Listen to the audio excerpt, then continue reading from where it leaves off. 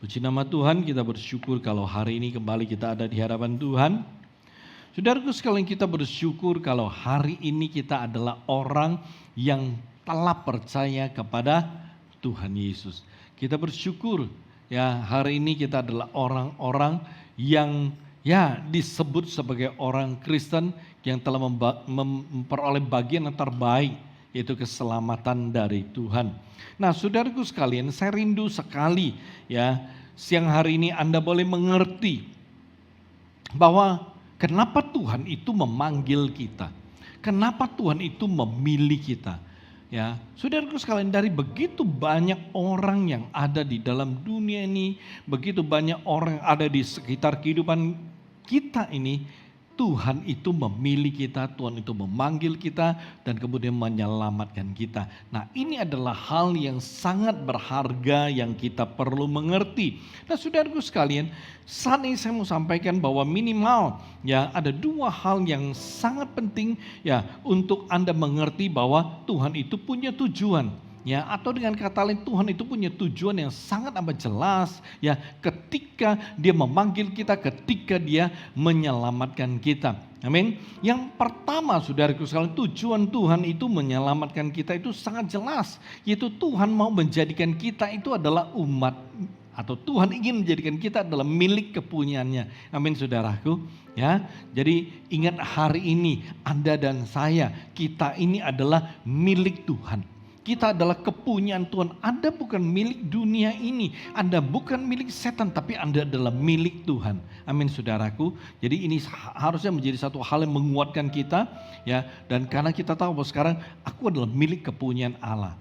Yang kedua, tujuan Tuhan itu menyelamatkan kita adalah agar kita itu bisa melayani Tuhan. Ya, agar kita ini ya bisa menjadi saksi untuk menyatakan kebesaran Tuhan dan menyatakan kuasanya. Karena itu saudaraku sekalian, ya dua hal ini adalah dua hal yang sangat dasar ya bagi kita untuk mengerti mengapa hari ini aku adalah orang Kristen. Mengapa hari ini aku ada di dalam gereja. Amin, saudaraku. Nah, khusus pada hari ini saya mau berbicara mengenai bagian yang kedua, yaitu berhubungan dengan pelayanan. Ya, akhir tahun yang lalu ya Tuhan memberikan firman, saya menyampaikan mengenai hal-hal yang berhubungan dengan pelayanan. Ya, karena Tuhan sudah bilang bahwa ya Dia melibatkan lebih banyak orang di dalam pelayanan. Ya, karena itu ya minggu ini Tuhan memberikan firman Tuhan yang berhubungan dengan pelayanan supaya kita boleh mengerti ya tentang hal ya pelayanan, karena pelayanan adalah satu hal yang merupakan tujuan Tuhan itu menyelamatkan kita. Jadi Tuhan menyelamatkan kita bukan agar kita bisa duduk-duduk di gereja, datang dan beribadah lalu kita pulang, enggak. Ya, kenapa? Karena ya kita perlu mempersiapkan diri kita. Karena nanti waktu kita kembali ke sorga, waktu kita hidup bersama dengan Allah, ya, maka kehidupan kita ada kehidupan yang melayani Tuhan setiap hari di sorga nanti. Oleh sebab itu saudaraku sekalian, ya mulai dari sekarang kita perlu mengerti bahwa kita perlu mempersiapkan diri untuk bisa melayani Tuhan. Karena itu saudaraku sekalian, bagi Anda yang telah terlibat di dalam pelayanan secara langsung, ya terlibat di dalam berbagai aktivitas pelayanan, Anda perlu mengerti bahwa Anda harus semakin maksimal di dalam melayani Tuhan. Dan bagi Anda yang belum terlibat pelayanan, Anda perlu mempersiapkan diri untuk melayani Tuhan suatu hari. Amin. Nah, saudaraku sekalian, ya tema khotbah saya pada minggu ini adalah sikap yang benar terhadap pelayanan. Jadi saudaraku sekalian, bagaimana kita memandang sebuah pelayanan, bagaimana kita memperlakukan sebuah pelayanan, bagaimana ya kita melihat sebuah pelayanan, itu sangat penting. Ya, itu sangat penting. Karena itu saudaraku sekalian, ketika sikap kita benar, maka pelayanan kita akan benar. Dan kalau pelayanan kita benar, maka pelayanan kita akan ya menghasilkan kuasa Tuhan yang luar biasa. Kita mulai dengan firman Tuhan di dalam kitab Roma pasal yang ke-14 ayat ke-17 sampai ke-18. Saya bacakan untuk Anda. Anda boleh catat, simpan, dan Anda bisa baca nanti. Sebab kerajaan Allah bukanlah soal makanan dan minuman, tetapi soal kebenaran, damai sejahtera dan sukacita oleh Roh Kudus. Garis bawahi ayat 18. Karena barang siapa melayani Kristus dengan cara ini, yaitu dengan mengerti kebenaran, mengerti bahwa pelayanan itu adalah damai sejahtera dan sukacita oleh Roh Kudus. Perhatikan, dikatakan apa? Ia berkenan kepada Allah dan dihormati manusia. Pelayanan yang tepat akan membuat kita berkenan kepada Allah. Pelayanan kita berkenan kepada Allah. Dan bukan saja Allah menghormati kita, tapi manusia juga akan menghormati kita. Amin. Kenapa saya berkata demikian? Karena ada pelayan Tuhan, dia melayani di gereja, tapi dia tidak dihormati oleh orang. Kenapa demikian? Ini terjadi di sebuah daerah tempat saya pernah pergi pelayanan, secara tidak langsung, kita mendengar orang ngobrol, di mana orang ngobrol di tempat makan, dia tidak mengobrolin tentang apa yang dilakukan oleh orang tersebut, tapi dia mengatakan hal yang sederhana. Lu tahu nggak? Tetangga gue itu, itu katanya setiap minggu tuh ke gereja pakai jas, keren-keren pakai dasi, pokoknya pagi-pagi udah ke gereja. Tapi kalau udah balik ke gereja, itu susah dah. Bukan kita mau jelekin, bukan kita mau komentarin, tapi itu benar-benar tuh orang, nggak jelas. Temennya nanya, nggak jelasnya di mana? Pokoknya tuh orang tuh egois sekali, Kalau malam, dia karaoke itu kenceng banget. Pernah tuh kita ketemu pas pagi gitu, kita bilang, kok tolong dong kok, kalau malam tuh kalau mau karaokean kecilin suaranya, anak kita mau tidur. Lalu dia bilang gini, lu tahu nggak? Dia lihat gue. Hanya lihat begitu, habis itu dia cuek, pergi. Itu suara karaoke-nya kagak pernah kecil. Saudaraku sekalian, ini dua orang lagi ngobrol tentang tetangganya. Udah jelas sekali, mereka berdua itu bukan orang Kristen. Yang diobrolin itu orang Kristen. Saudaraku sekalian, oleh sebab itu, temannya bilang gini, tuh orang gak jelas. Kita justru sekarang anggap dia tuh, kayak bukan manusia. Saudaraku sekalian, melayani Tuhan tapi tidak dihormati orang. Jadi saudaraku sekalian, ini ayat menarik. Kita lanjut di 1 Korintus pasal 15 ayat 58. 1 Korintus 15 ayat 58. Karena itu saudara-saudaraku yang kekasih, berdirilah teguh, jangan goyah, dan giatlah selalu dalam pekerjaan Tuhan. Sebab kamu tahu bahwa dalam persekutuan dengan Tuhan, jerih payahmu tidak sia-sia. Amin. Nah, saudaraku sekalian, panggilan hidup kita sebagai garam dan terang dunia itu tidak pernah pudar dan tidak pernah kehilangan rasa. Panggilan kita hari ini sebagai garam dan terang dunia itu harus selalu nyata di dalam kehidupan kita sebagai orang Kristen. Amin saudaraku. Mengapa? Karena kalau kita memperhatikan dalam kehidupan ini kita melihat bahwa semakin hari, semakin lama, semakin banyak orang itu semakin mementingkan diri mereka sendiri. Dengan kata lain, semakin lama kehidupan manusia itu semakin egois. Semakin egois. Nah, ini kita temukan di dalam kehidupan kita. Karena hari ini banyak sekali orang beranggapan, untuk apa saya memikirkan orang lain, sementara diri saya sendiri aja bebannya udah seabrek-abrek, udah banyak sekali. Masih suruh saya pikirin orang lain. Atau ada orang beralasan atau berpikiran seperti ini, masih pikirin orang lain. Saya ini gak punya sesuatu yang saya bisa lakukan, saya bisa tolong orang lain, saya gak punya sesuatu. Saudaraku sekalian, perhatikan, ini satu hal yang saya rindu Anda mengerti. Tuhan itu bisa memakai apapun yang ada di dalam hidup kita untuk memberkati orang lain. Amin. Bukan tergantung kita punya status, bukan tergantung kita punya posisi, bukan tergantung hidup kita seperti apa. Satu hal yang jelas, apapun yang ada di dalam hidup Anda dan saya, itu Tuhan bisa pakai memberkati orang di sekitar kita, memberkati tetangga kita, memberkati famili kita, memberkati rekan kerja kita, memberkati teman-teman sekolah kita. Ada sesuatu. Saya berikan contoh saudaraku. Ingat ada gadis kecil, pembantu atau budaknya istri Naaman. Itu gadis Yahudi kecil, ya. Suatu hari melihat tuannya Naaman, perwira yang gagah perkasa tapi punya penyakit kusta, ya. Si budak berkata demikian kepada nyonyanya. Dia berkata, "Nyonya, suruh tuh Tuhan ke Israel. Di tanah Israel ada satu nabi namanya Elisa. Dia bisa menyembuhkan sakit Tuhan." Saudaraku sekalian, satu budak, statusnya ya minor, ya statusnya nggak ada status seorang budak. Tapi saudaraku sekalian, si gadis kecil itu tidak melihat, aduh gue seorang budak, udah gue tahu apapun gue diam aja deh, ya nggak ada gunanya. Si gadis kecil Israel yang jadi budak itu tidak tinggal diam. Dia tahu ada sesuatu yang baik untuk tuannya. Dia tahu ada sesuatu yang bisa ya mengubah situasi kondisi tuannya. Walaupun dia budak, dia kasih tahu ke nyonyanya, suruh Tuhan cari namanya Nabi Elisa di tanah Israel. Apa yang terjadi? Saudaraku sekalian, Naaman pergi, dia cari Elisa. Dan yang luar biasa, dia disembuhkan. Amin.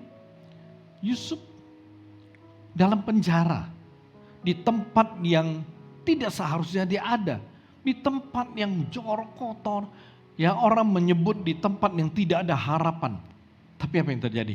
Yusuf menjadi harapan. Ketika juru makan roti dan juru minum Firaun dipenjarakan, Yusuf menjadi berkat untuk mereka. Amin saudaraku. Ya, nah perhatikan.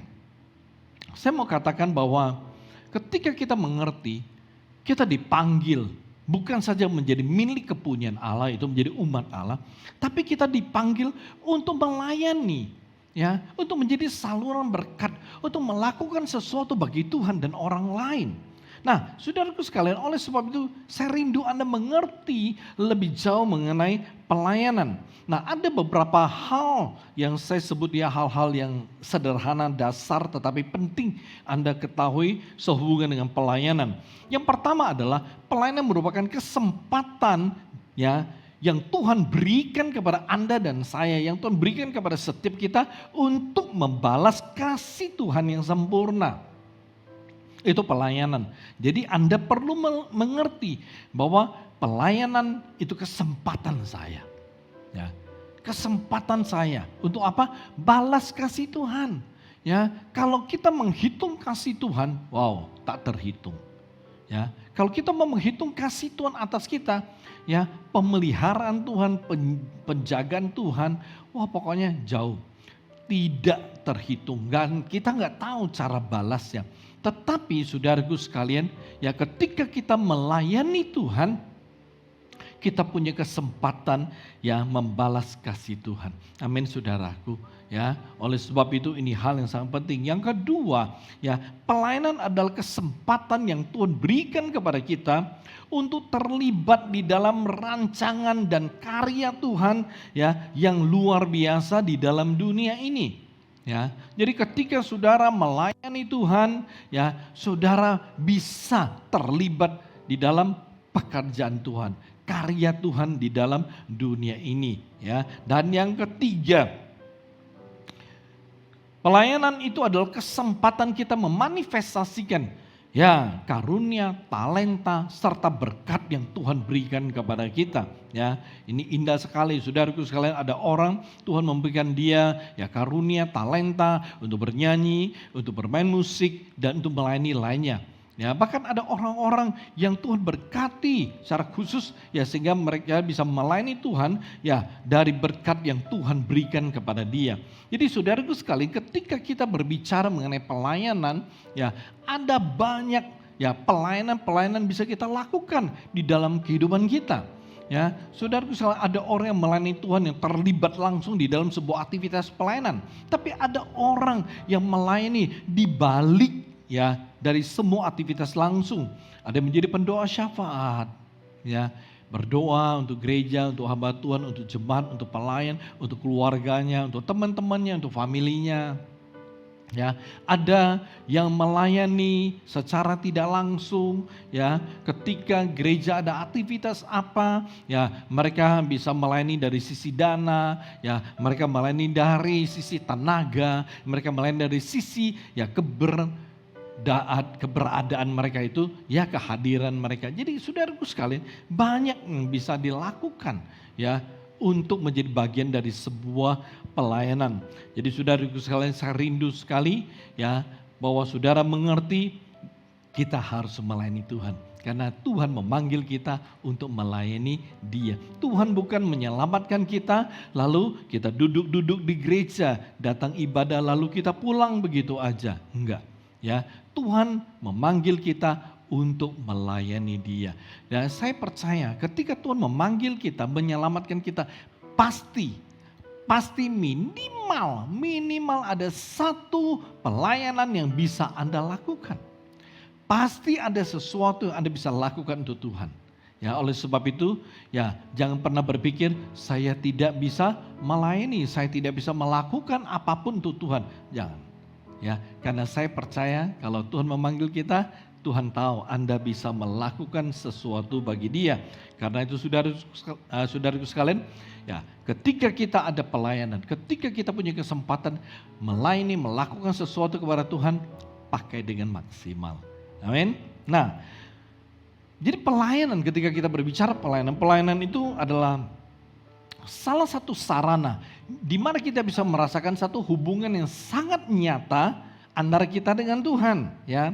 Bukan hanya kita merasakan hubungan nyata, tapi ketika kita bisa melayani Tuhan, kita akan dapat kekuatan dari Tuhan, ya. Dan ketika ada kekuatan dari Tuhan, perhatikan, kekuatan itu akan memampukan kita bertumbuh, ya, dengan baik secara rohani, ya.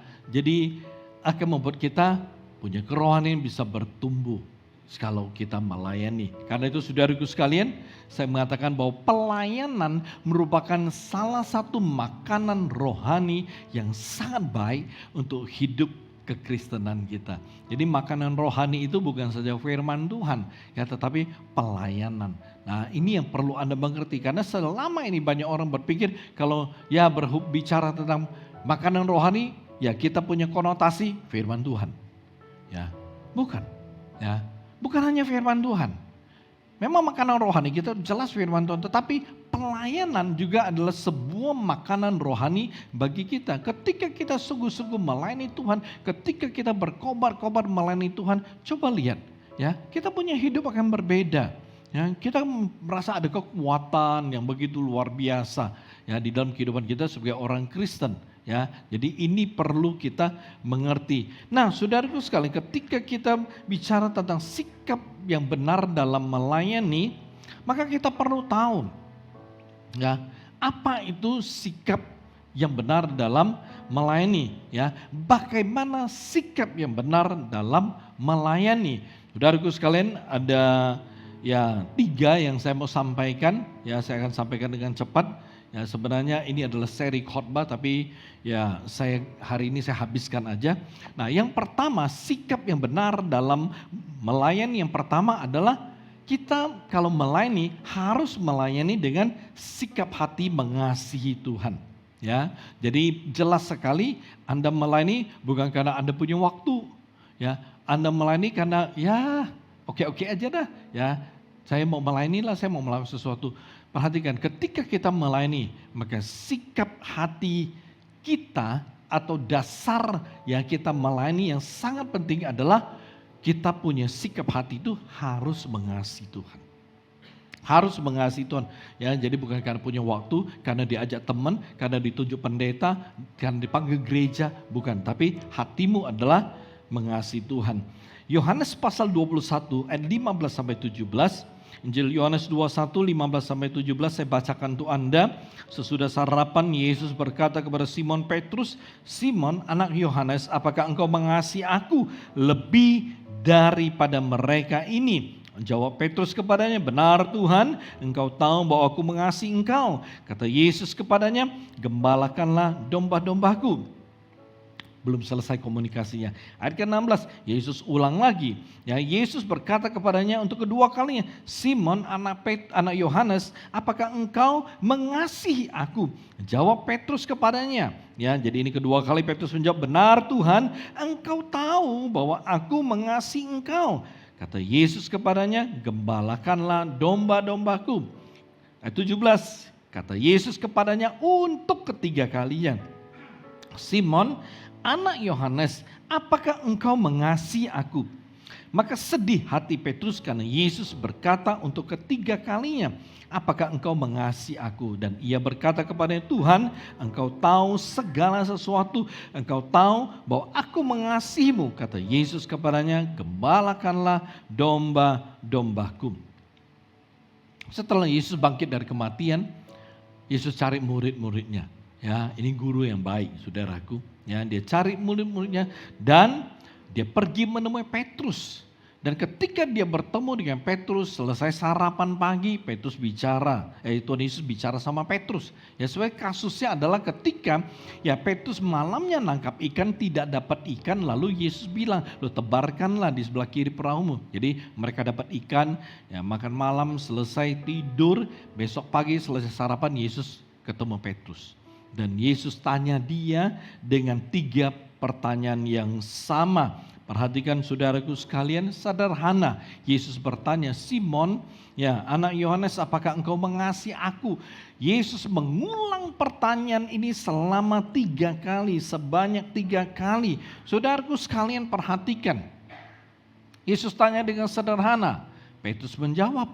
Dan Yesus bilang, gembalakanlah domba-dombaku. Ya, seolah-olah komunikasi sudah selesai. Tapi Yesus ngulang, bertanya yang kedua kali, pertanyaan yang sama, lalu perintah yang sama. Gembalakanlah domba-dombaku. Tapi Yesus ulang yang ketiga. Kenapa Yesus mengulang pertanyaan yang sama, memberikan perintah yang sama? Yang pertama kali, Yesus tanya, Simon anak Yohanes, apakah engkau mengasihi aku? Petrus, iya Tuhan.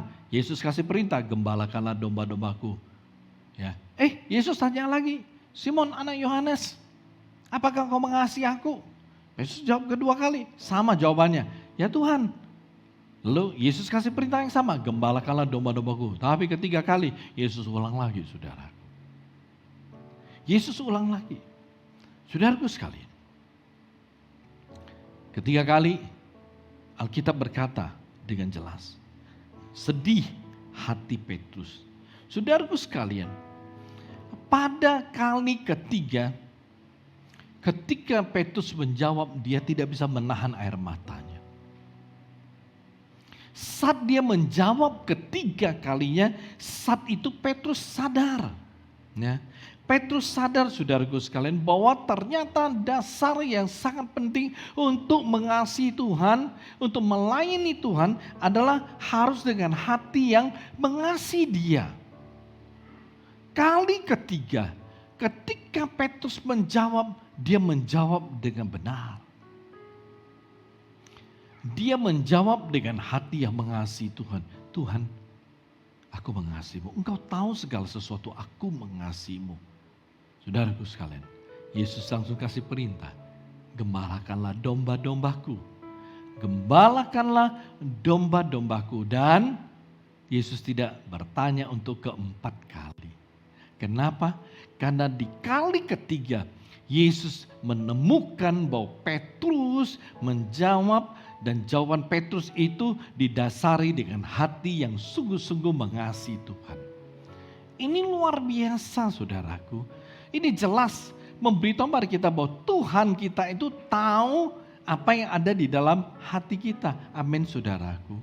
Dan sesuai dengan firman Tuhan, Tuhan itu melihat hati. Tuhan tuh enggak melihat penampilan aja, tapi Tuhan melihat hati. Tuhan tahu isi hati Anda dan saya. Karena itu dikatakan tak tersembunyi bagi Allah. Saudaraku sekalian, hati kita, mungkin kita bisa menyembunyikan sesuatu ya kepada pasangan kita, kepada keluarga kita, kepada orang tua kita, anak kita, bos kita, pendeta kita, ketua sel kita, dan lain sebagainya. Ya, hal-hal di dalam hati mungkin kita bisa sembunyikan kepada mereka. Tapi kalau kepada Tuhan nggak ada yang tersembunyi.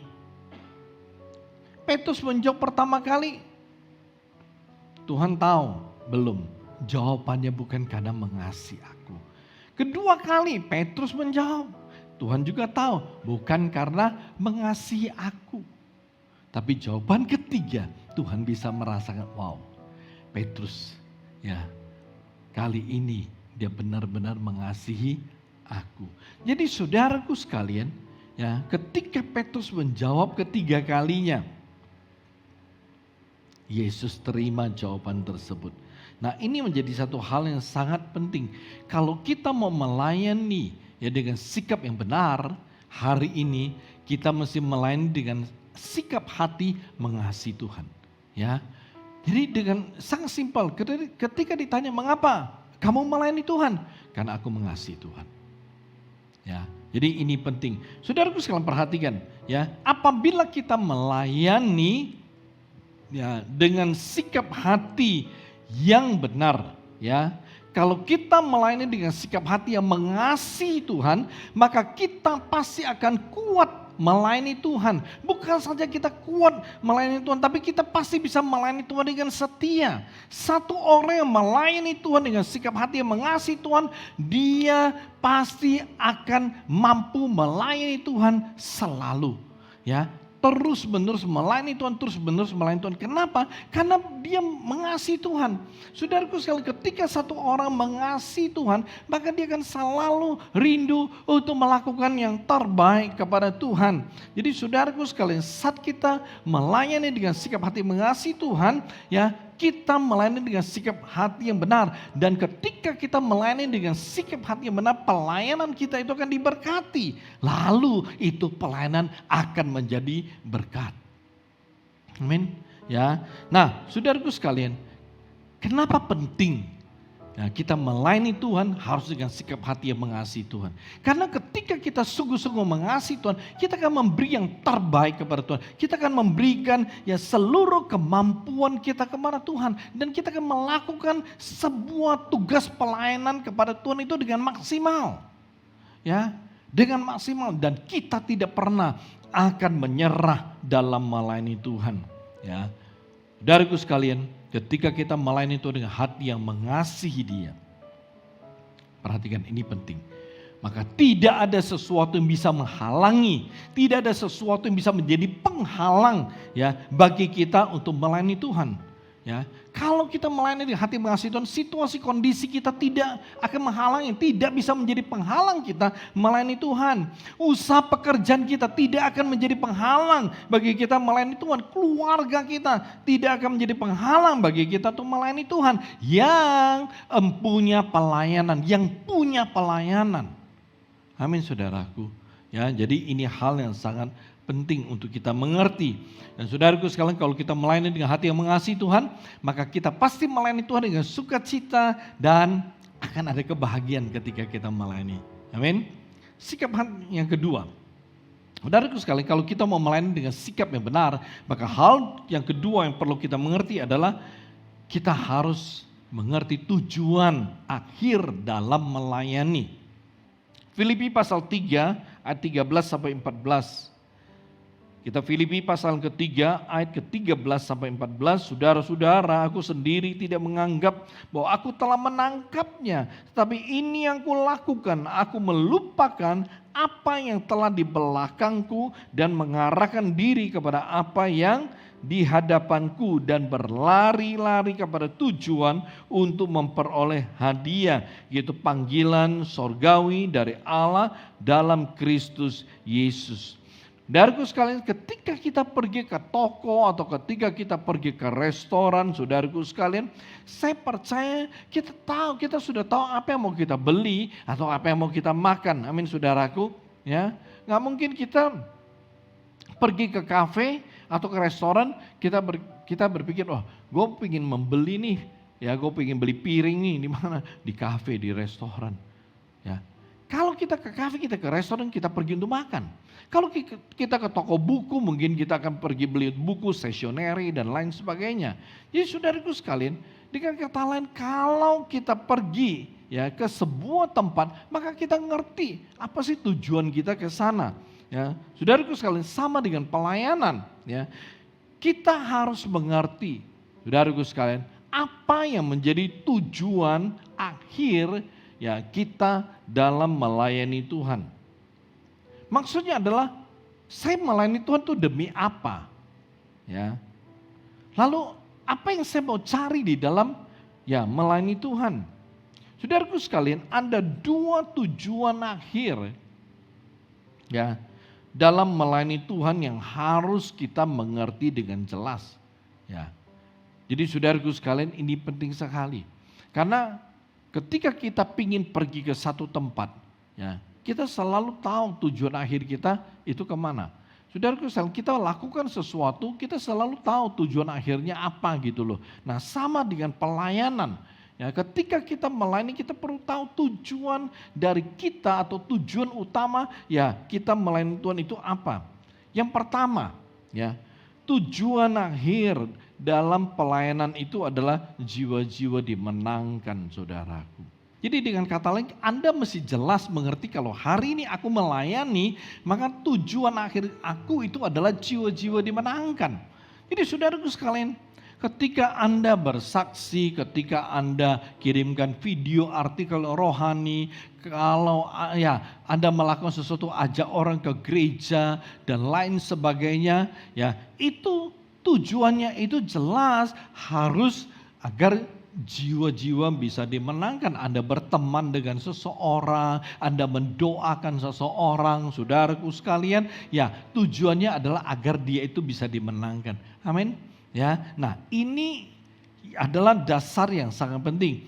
Kita lihat di dalam Markus 10 ayat 45, firman Tuhan berkata, Injil Markus 10 ayat 45, karena anak manusia juga datang bukan untuk dilayani, melainkan untuk melayani dan memberikan nyawanya menjadi tebusan bagi banyak orang. Saudaraku sekalian, kalau Anda memperhatikan pelayanan yang dilakukan oleh Tuhan Yesus, maka di dalam Injil sinoptik atau sinopsis, yaitu Injil Matius, Markus, Yohanes, ya Lukas, Yohanes, 4 Injil ini Anda akan menemukan bahwa tujuan akhir Yesus melayani itu adalah untuk mendapatkan jiwa-jiwa, demi jiwa-jiwa. Yesus mengajar demi jiwa-jiwa dimenangkan. Dia menyembuhkan orang sakit demi ya jiwa-jiwa dimenangkan. Ya, dia berjalan ke satu tempat ke tempat lain, tujuannya adalah agar jiwa-jiwa dimenangkan. Ya, dan saudaraku sekalian, sebelum Tuhan Yesus terangkat naik ke sorga, perhatikan. Ya, sebelum Yesus terangkat naik ke sorga, ada satu pesan terakhir yang Yesus sampaikan kepada murid-muridnya, kepada orang-orang percaya pada waktu itu. Dan saya percaya bukan saja untuk orang-orang percaya pada waktu itu, tapi juga untuk Anda dan saya. Untuk kita yang hari ini adalah orang-orang yang percaya kepada Dia. Ya, pesan Tuhan itu sederhana. Pesan itu tercatat di dalam Injil Matius pasal 28 ayat 19 sampai 20. Pergilah, beritakanlah Injil. Jadikanlah seluruh bangsa itu muridku. Amin, saudaraku. Itu pesan terakhir yang kita kenal yang disebut sebagai amanat agung. Amanat agung. Jadi saudaraku sekalian, oleh sebab itu ini merupakan tanggung jawab kita. Setiap kita yang adalah orang percaya, saudaraku sekalian, itu pesan adalah untuk kita. Ya, karena itu apapun yang kita lakukan hari ini haruslah demi jiwa-jiwa dimenangkan. Amin. Jadi ini harus menjadi satu pemikiran, satu konsep hidup kita sebagai orang Kristen. Ya, kita berdoa untuk seseorang, kita mengajak seseorang itu untuk ke gereja, kita kirimkan artikel, kita kirimkan video-video, kesaksian dan lain sebagainya. Saudara, tujuannya satu, agar dia diselamatkan. Amin. Ya, ini adalah tujuan akhir ya yang penting untuk kita mengerti. Yang kedua, ya tujuan akhir ya dalam melayani, ya tujuan akhir dalam melayani adalah agar nama Tuhan itu dipermuliakan. 1 Korintus pasal 10:31 firman Tuhan berkata seperti ini. Aku menjawab, jika engkau makan atau jika engkau minum atau jika engkau melakukan sesuatu yang lain, lakukanlah semuanya itu untuk kemuliaan Allah. Ini perlu jelas saudaraku sekalian. Ya, apapun bentuk pelayananmu, ya, Anda bisa menjadi seorang pendoa, Anda bisa menjadi seorang yang bisa mengantar, bawa jiwa, ajak jiwa ke gereja, apapun bentuk pelayanan Anda, atau Anda terlibat dalam aktivitas pelayanan secara langsung di atas mimbar, di bawah mimbar. Perhatikan, ya, kalau kita melayani, ya, maka harus nama Tuhan yang dipermuliakan, bukan nama kita. Amin, saudaraku. Ya, ini harus jelas dulu. Ya, jadi seberapa hebat, seberapa besar pelayananmu, tetap ya nama Tuhan yang harus dipermuliakan. Kita tuh tidak boleh ya mengambil sedikit pun, secuil pun itu kemuliaan yang merupakan bagian Tuhan. Ya, jadi saudaraku sekalian, perhatikan sikap kita. Jangan pernah kita merasa seperti ini. Ya, karena saya hebat, saya pintar, saya pandai, saya cerdas, saya berpengalaman dalam pelayanan. Ya, jadi seandainya kalau tidak ada saya, kalau saya tidak hadir ya minggu ini, itu pelayanan pasti kacau. Saudaraku sekalian, kalau Anda punya pemikiran seperti ini, kalau perasaan Anda seperti ini, Anda salah. Sikap Anda salah dalam melayani Tuhan. Tujuan Anda melayani Tuhan itu salah. Ini namanya Anda mencuri kemuliaan Tuhan.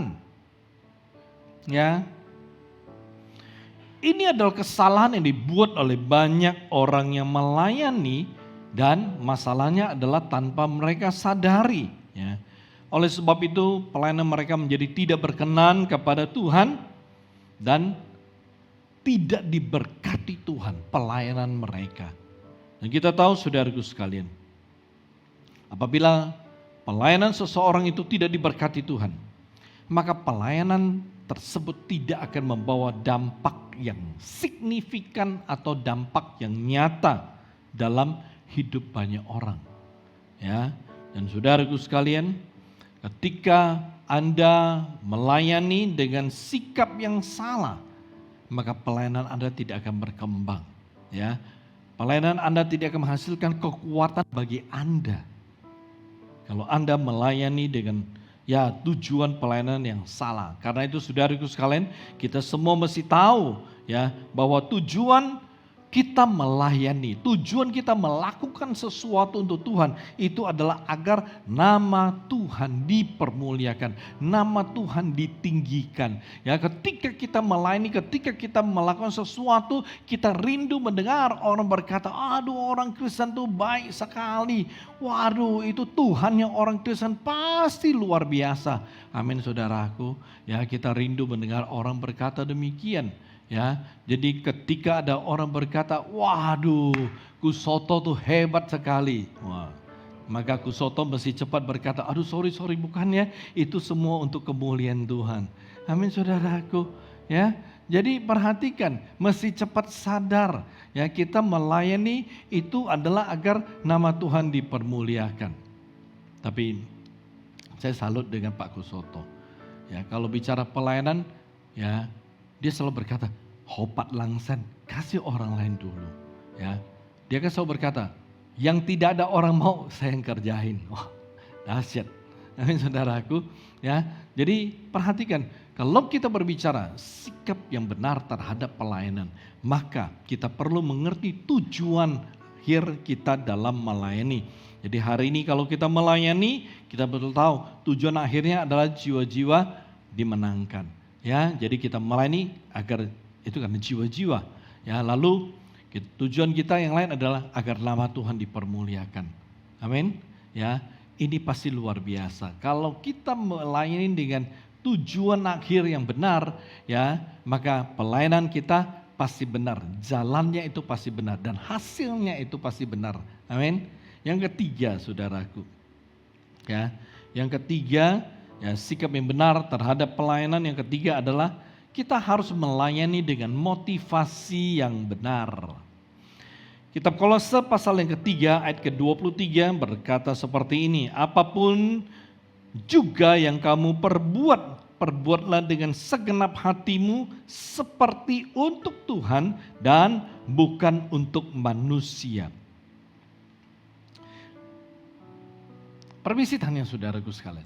Ketika kalau Anda punya kesempatan melayani, ya, maksudnya terlibat dalam pelayanan secara langsung atau tidak, kira-kira pernahkah Anda mencoba untuk memeriksa atau cari tahu atau mencoba memikirkan apa yang ada di dalam hati saudara ketika saudara melayani Tuhan? Atau apa yang ada di dalam hati saudara ketika saudara melakukan sesuatu kepada Tuhan dan gereja? Pernahkah kita mencoba memikirkannya? Saudaraku sekalian, ada banyak orang yang melayani Tuhan. Namun, tidak semuanya melayani dengan motivasi yang sesuai dengan kehendak Tuhan. Perhatikan, saudaraku sekalian, di dalam kehidupan kita, ketika kita berada di pengadilan akhir, ya, atau pada hari penghakiman, ada dua keputusan yang akan diterima oleh semua orang yang ada di hadapan Tuhan. Itu pada waktu, ya, kita sebut dengan arasya putih atau penghakiman terakhir. Saat itu Tuhan menghakimi kita. Ada dua, ya, keputusan yang sama yang akan diberikan kepada setiap orang Kristen yang berdiri di hadapan Tuhan. Yang pertama yang keluar dari mulut Tuhan adalah seperti ini. Aku tidak mengenal engkau, enyalah dari hadapanku. Yang kedua, Tuhan berkata, hai hambaku yang setia, silakan masuk dan nikmati perjamuan anak domba. Ini dua keputusan akan diterima oleh semua orang. Akan keluar dari mulut Tuhan pada hari penghakiman. Saudaraku sekalian, perhatikan, ini keputusan bukan untuk orang yang tidak percaya. Konsekuensi Matius 7, 21-23 itu adalah untuk orang Kristen. Anda baca baik-baik. Di sana ada orang berkata, Tuhan, gua kan perlu buat atas nama lo. Tuhan, gua kan begini.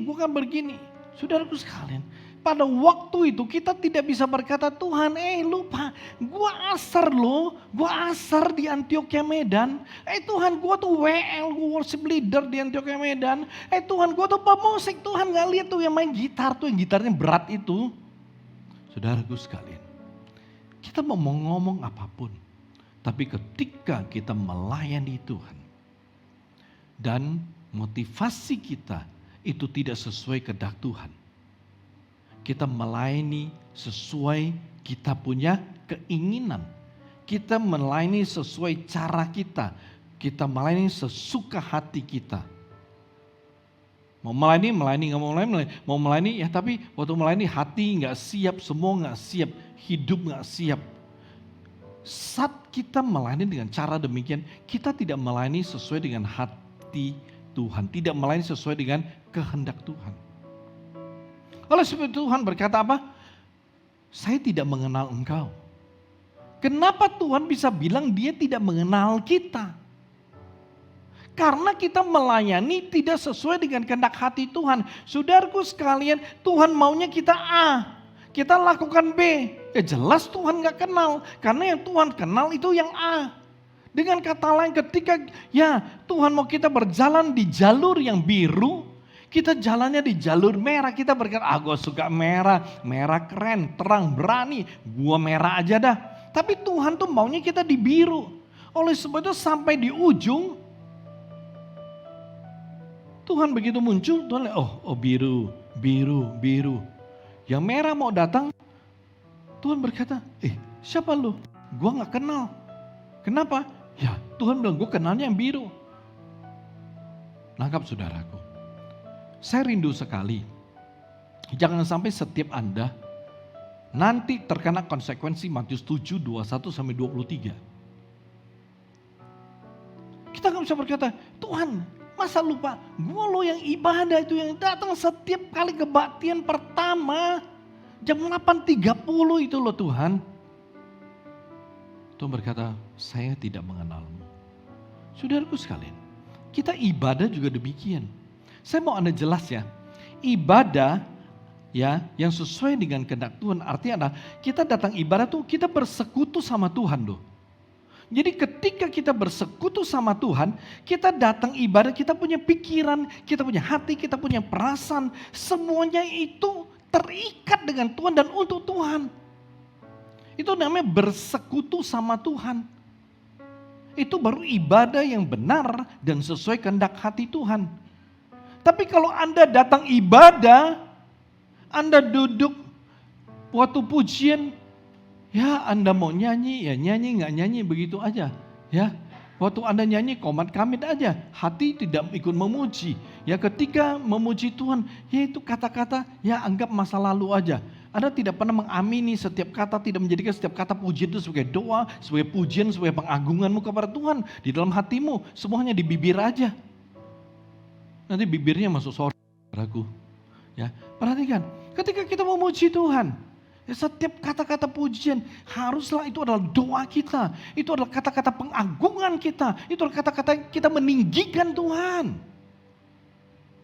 Waktu kita ibadah, kita duduk, kita dengar khotbah. Itu persekutuan kita sama Tuhan loh. Ya hati kita ya untuk Tuhan. Pikiran kita, keberadaan kita untuk Tuhan. Karena hari ini banyak sekali orang Kristen lagi ibadah. Ya khususnya saat ya dengar khotbah. Karena dengar khotbah duduk saudaraku sekalian. Kalau pujian kan berdiri. Ya. Tapi kalau udah duduk, itu saat yang terbaik. Untuk apa? Buka handphone. Ya begitu buka handphone, zaman sekarang kalau pegang handphone ibadah kan biasa. Kenapa? Ya orang-orang berpikir, oh buka Alkitab elektronik. Taunya bukan saja kitab elektronik, karena banyak sekali orang Kristen multitasking. Tahu multitasking? Udah buka Alkitab, sekaligus buka WhatsApp, sekaligus buka Instagram, sekaligus buka TikTok. Malah ada yang lebih parah, main game sama nonton Netflix. Nonton Netflix bukan, nonton yang lain. Multitasking. Sekarang boleh multitasking saudaraku. Ya. Tapi nanti waktu penghakiman terakhir. Waktu Tuhan berkata aku tidak mengenal engkau. Nangis bombay juga tidak bisa mengubah keadaan. Lu nyembah-nyembah Tuhan juga gak bisa mengubah keadaan. Karena kedaulatan Tuhan sudah dinyatakan. Tuhan berkata enyalah engkau. Enya saudaraku, lu gak mau enya malaikat bawa lu. Kalau lu gak mau pergi-pergi, diangkat sama malaikat, dilempar ke neraka. Saudaraku sekalian, oleh sebab itu, kalau mau ibadah sesuai kehendak Tuhan, Anda perlu mengerti, ibadah adalah engkau bersekutu sama Tuhan. Bersekutu tuh Anda dan Tuhan tuh bersatu. Pikiranmu, perasaanmu sama Tuhan bersatu.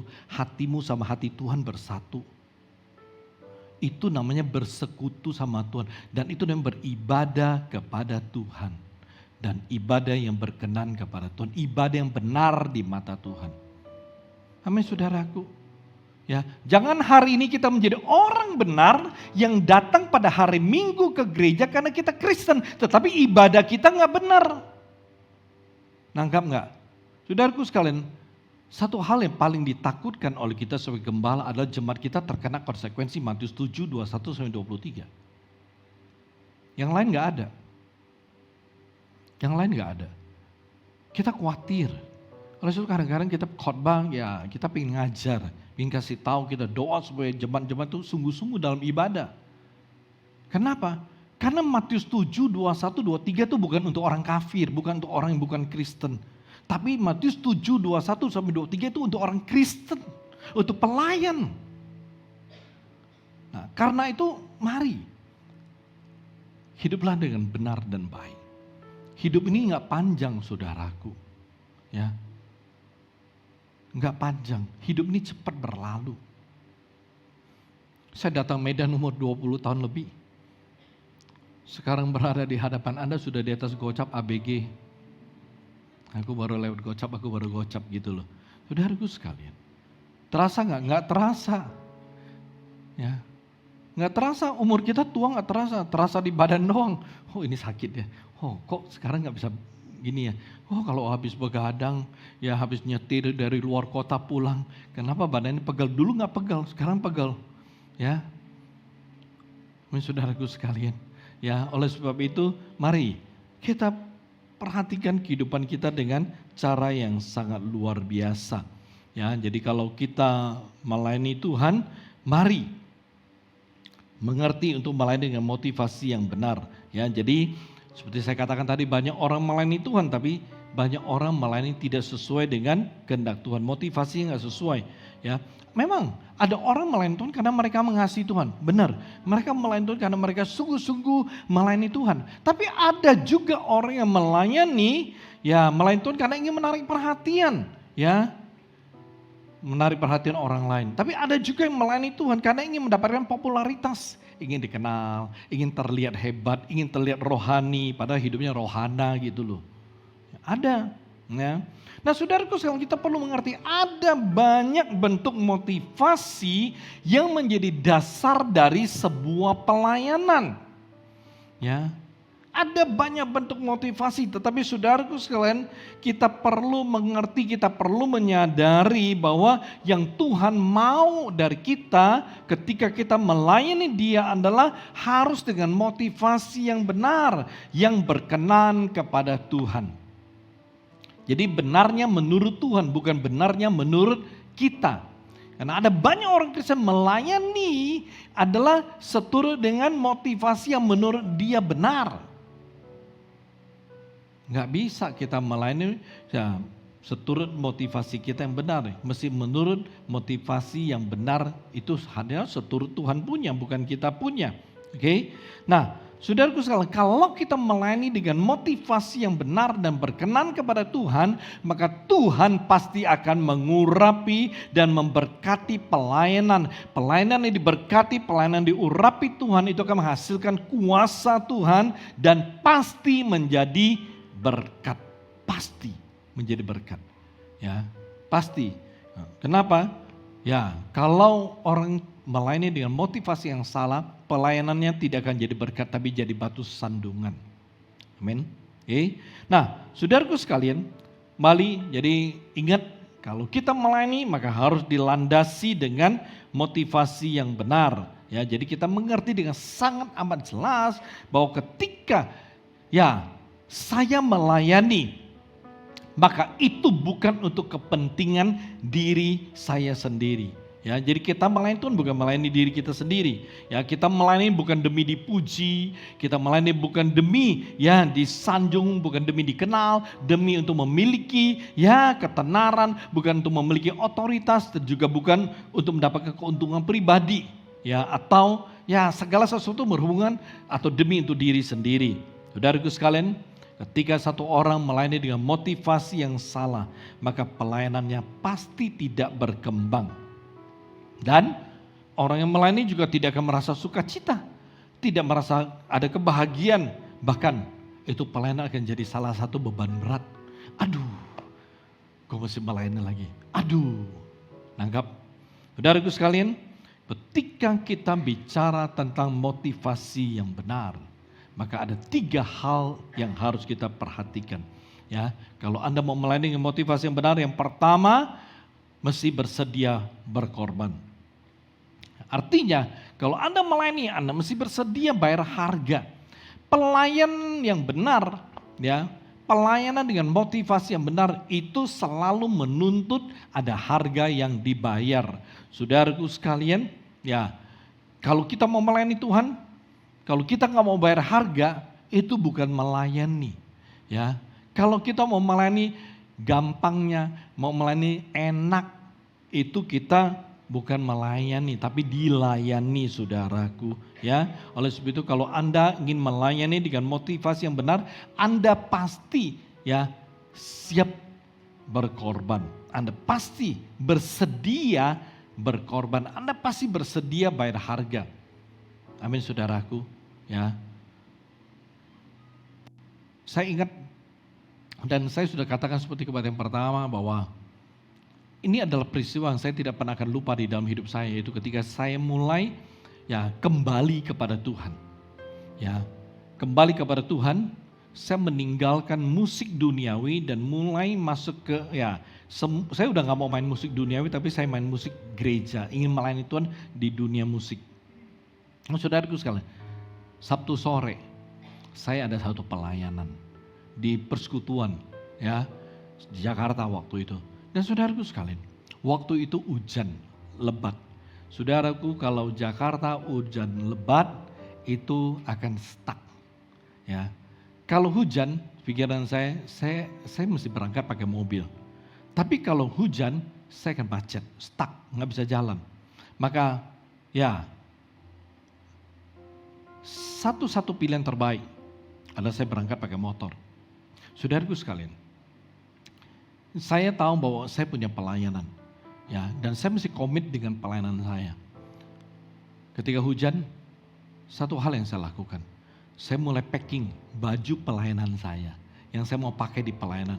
Saya bungkus, saya bungkus di dalam kantong plastik. Sepatu semuanya saya bungkus sama kantong plastik, saya bungkus sampai 3 lapis, saya masukin ke backpack saya, lalu ya saya ambil motor ya, dan waktu itu masih ya oke, karena kita anak muda selalu pilihan kita adalah motor ereking di Jakarta, karena dulu kita juga pernah jadi anak motor ya, dan anak motor Jakarta rata-rata ereking ya, balapannya juga oke gitu. Dan saudaraku sekalian, semua saya ganti baju, saya pakai celana pendek, pakai sandal, saya pakai jas hujan, dan saya berangkat 1 jam di muka. Walaupun itu persekutuan kecil, saya punya alasan untuk tidak berangkat. Ya, saya berpikir ya mungkin nanti ada orang lain bisa gantikan. Tapi saudaraku sekalian, karena saya ingin melayani dengan benar, maka saya perlu bayar harga. Saya mesti bersedia berkorban. Saudaraku sekalian, saya pakai motor, celana pendek, sandal jepit, saya berangkat. Sampai di tempat pelayanan saya pinjam WC. Saya bilas, saya ganti baju, saya siapin diri saya, dan saya ready sebelum ibadah dimulai. Itu pengalaman hidup saya yang sangat luar biasa untuk diri saya.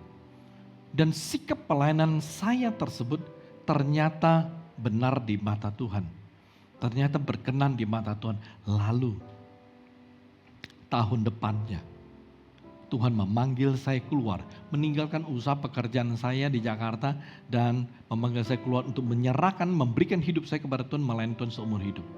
Saudaraku sekalian, saya bersyukur ketika saya berkorban ya demi pelayanan, saya punya hidup berkenan kepada Tuhan dan Tuhan memanggil saya, memilih saya secara pribadi untuk melayani Dia, meninggalkan semua yang ada dalam kehidupan saya hanya untuk melayani Dia. Dan saya bersyukur itu panggilan terbaik, pilihan yang sempurna, yang luar biasa dari Tuhan. Kasih setia Tuhan begitu besar untuk saya. Ya, karena itu saudaraku sekalian, kalau Anda ingin melayani dengan motivasi yang benar, Anda mesti bersedia berkorban. Ya, yang kedua saudaraku sekalian, kalau kita mau melayani dengan motivasi yang benar adalah kita mesti bersedia mengalah bagi Tuhan. Bersedia mengalah bagi Tuhan itu berbicara mengenai prioritas. Saudaraku sekalian, antara Tuhan, antara pelayanan sama keluarga, antara pelayanan sama kita punya usaha, sama kita punya pekerjaan. Saudaraku sekalian, bagaimana kita menempatkannya? Dari kecil sampai sekarang Anda tanya anak-anak saya, mereka dari kecil udah tahu. Karena dari kecil ya saya sama semua selalu ngomong ke anak-anak supaya nggak disalahin, supaya mereka mengerti. Saya berkata, ingat ya, Tuhan nomor 1, pelayanan nomor 1, kalian tuh nomor 2.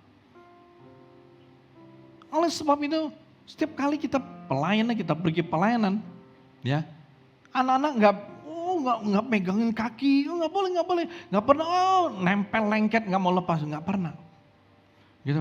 Jadi mami pergi pelayanan dulu ya, begitu aja. Karena dari kecil kita sudah kasih tahu bahwa Tuhan itu yang pertama, pelayanan pertama. Dan saya bersyukur dari hal sederhana seperti ini. Saya punya anak punya hati pelayanan yang luar biasa. Nah, saya bersyukur karena bagi saya yang penting mereka punya hati adalah melayani Tuhan, itu aja. Kalau hatinya, hidupnya adalah untuk melayani Tuhan, udah nggak pusing karena Tuhan pasti akan pimpin hidupnya, Tuhan pasti akan sertai hidupnya. Kalau hidup kita disertai Tuhan, kita nggak perlu khawatir kok. Amin. Jadi perhatikan, kalau Anda mau melayani Tuhan dengan motivasi yang benar, maka coba cek apakah Anda bersedia mengalah bagi Tuhan. Ya, prioritasmu itu Tuhan atau apa gitu loh. Apa yang paling pertama dan terutama di dalam hidupmu? Ya, prioritasnya itu apa? Yang ketiga, melayani dengan motivasi yang benar, ya pasti akan bersedia menjadi berkat di dalam pelayanan. Ya, mungkin semua orang berkata, oh jelas dong, kalau saya sudah melayani, saya adalah ya terlibat dalam pelayanan, pasti saya rindu menjadi ya berkat. Bersedia menjadi berkat, saudaraku sekalian, ini berbicara tentang komitmen.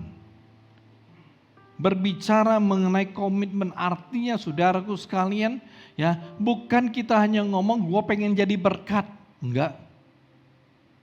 Kalau hanya ngomong itu nggak ada dasarnya. Ya, kalau kita mau menjadi berkat maka kita mesti komitmen dengan pelayanan kita. Artinya apa? Kita masih bisa memberi yang terbaik dan maksimal di dalam melayani Tuhan. Jadi ketika kita berbicara ya mau menjadi berkat dalam pelayanan, ya kita nggak bisa melayani sesuka hati kita. Ya, kita bukan, ya artinya mau melayani semau gue, bukan. Atau melayani menurut cara saya. Seperti saya ngomong di atas, nggak bisa. Ya, kalau kita rindu untuk menjadi berkat dalam pelayanan kita, komitmen dengan pelayanan kita. Sekali aku beri yang terbaik, aku akan selalu beri yang terbaik. Begitu aku serius, aku selama-lamanya aku akan serius. Begitu aku udah setia, aku akan setia selama-lamanya dalam pelayanan. Bukan on off dalam pelayanan, bukan skip sana skip sini dalam pelayanan, bukan. Komitmen. Amin saudaraku. Ya, kita nggak bisa berkata, gue bulan ini nggak melayani nggak apa-apa, bulan depan gue bisa melayani. Bukan masalah kapan kita bisa melayani. Saudaraku, bukan. Tetapi begitu Anda punya kesempatan melayani, Anda maksimalkan dengan baik. Itu luar biasa. Amin. Kita tundukkan kepala saudara.